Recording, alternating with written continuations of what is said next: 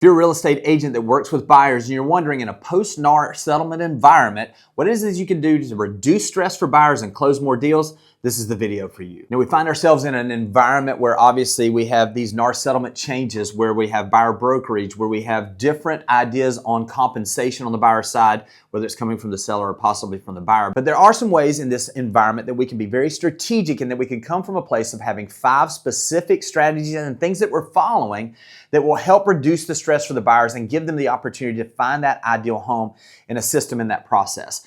What I want to do today is I'm going to break down this process for you, exactly what I see, to be able to help move that from maybe a stressful situation to something where it's an enjoyable situation that not only leads to more closings now, but it leads to more referrals into your business from those buyers you're helping. First step is to add clarity and also confidence in this process to your buyers. And what I mean by this is that we have to come from a place of where when they meet with you, they get more excited about owning the home and less concerned about steps and understanding what the process is. Now, I actually use the acronym ACE to go through this, and it's going to go through, and I'm going to talk about each of those. But in reality, what it is for you to have a specific plan of action that you're going to have the confidence in, and that your buyers will understand that confidence in, that gives you the ability to give them exactly what they need and the confidence to move forward in the right manner. All right, well, the A in the acronym stands for assistance. We need to have them understand how much assistance you're going to provide through this, that they're not going to be on an island. They're going to have someone walking them through this process, a Sherpa, I guess you could say, that's going to help them climb this mountain, that's done it a number of times before, so that they have the understanding of exactly what to expect. A couple of things that we're going to do as far as giving this information and providing that confidence is that we're going to talk about some of the resources that we have. We're going to talk about helping them get their loan approved, helping them find the right loan program that's going to fit best for them, helping them understand the differences between loan programs, the differences between the fees in the loan process, or the potential of having the right interest rate. All of these things are things that we're going to communicate, and we're going to have them have access to the information in a way that they have confidence in the process. We're also going to talk about how we're going to help them walk through and give our resources available, whether it be helping them find a correct home inspector. We're going to talk about after the sale, we're going to have resources for them for whatever it is that they need in this process. You see, by giving them the confidence that they have access to information, all of a sudden now we're going to give them the ability to move forward in a way that gives them confidence. The C stands for communication. Now, what this is if we look up online, we're going to ask what is the number one biggest complaint people have about real estate agents. It's a lack of communication. So we're going to flip this on the backside. We're going to tell them what to expect, and we're going to deliver on that. So what we're going to say is that through each step of this process, I'm going to be communicating to you what our next steps are.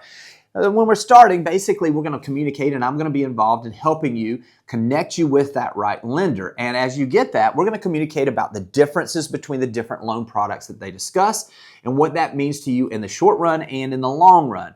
And then also what I'm going to do is I'm going to be communicating to you about properties that are coming on the market. As you communicate with me, Mr. and Mrs. Buyer, what we're going to be doing is I'm going to be becoming a better understanding of exactly what it is that you're looking for. And if that is not on the market, what I'm going to do is I'm going to go out and communicate that out into the neighborhood, making phone calls, knocking on doors, whatever it takes to find that ideal home and the ideal location for you. You see, when we turn communication from something that most people look as a negative towards real estate agents into something that they have confidence in and that they understand the process and what their next steps are, now we're building momentum in this relationship and the opportunity for them to find that ideal home. So the next is the experience. That's the E in this ACE acronym. And basically what that is that's where we're going to give them confidence that we've done this before, we know what we're doing, and we're going to walk them through this process in a smooth and an orderly fashion. So basically what this does is if you're a newer agent and you don't have experience, talk about the experience that your company has or the team that you're a part of, whatever it is, lean into the opportunity to share that. But one of the ways that I like to communicate this is a couple of different ways. Sharing stories. You know, this is the thing is the stats tell, but stories sell. So we're going to give them the understanding that we've been here before by sharing some of those stories. I can remember when I was working with someone just like you guys, and one of the first things, the questions they had is they weren't sure exactly how much they could qualify on a loan. So this is the process we utilize and what I'll suggest we do here. I actually was able to introduce them to one of the lenders that I trust here. They were able to walk them through and give them a couple different options as far as that goes. They gave us the exact amount that they could qualify for in the loan, and that gave us the ability that when we started looking for homes, we had the opportunity to find the right place with confidence that we were going to be able to qualify for that loan.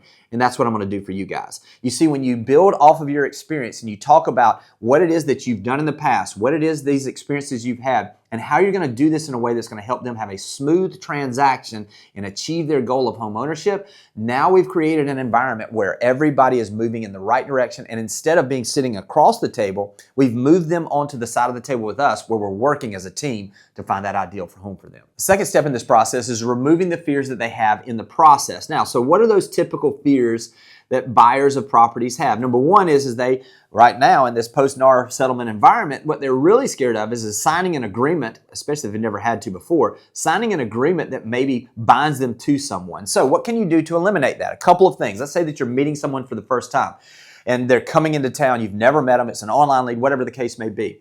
Eliminate that fear of signing that paperwork and just give them the prep ahead of time. Hey, listen, this is an interview process where I'd like for both of us to get to know each other to see if I can help you and also if it's a good fit for me to be working with you.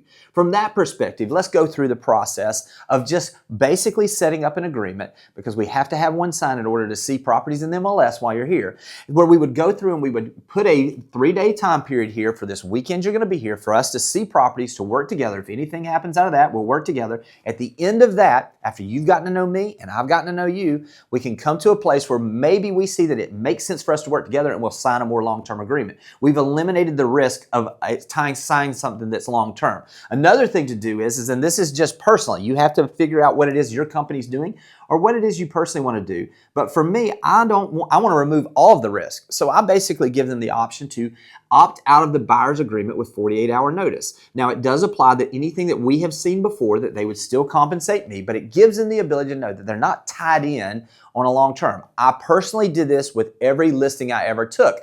And the way that I said it is that my job is to earn your business every single day and not to have you tied to something that you're regretting that you did in the past. Now, a couple things on this. Number one is I can hear certain people have always said, but gosh, you run the risk of somebody treating you wrong or somebody just backing out and going a different route. You always run that risk. But I would rather have someone that speaks highly of me that I don't get a commission on than somebody that I actually get a commission on that's going to be out there bad-mouthing my business. It's really a personal opinion.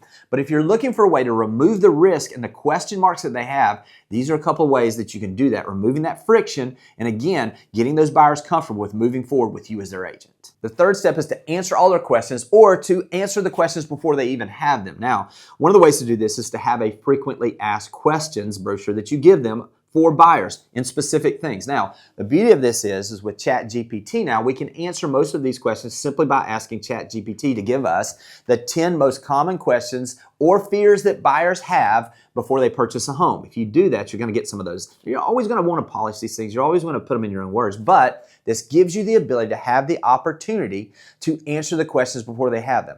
Also, answer that question of, is it easy for me to answer questions by making it very comfortable? Just simply say, and again, I like to use stories, but say, I had a friend of mine that actually was buying a home with me, and they were concerned, they were asking questions that just didn't make a lot of sense or that maybe were bad questions. Let me just say this, there are no bad questions.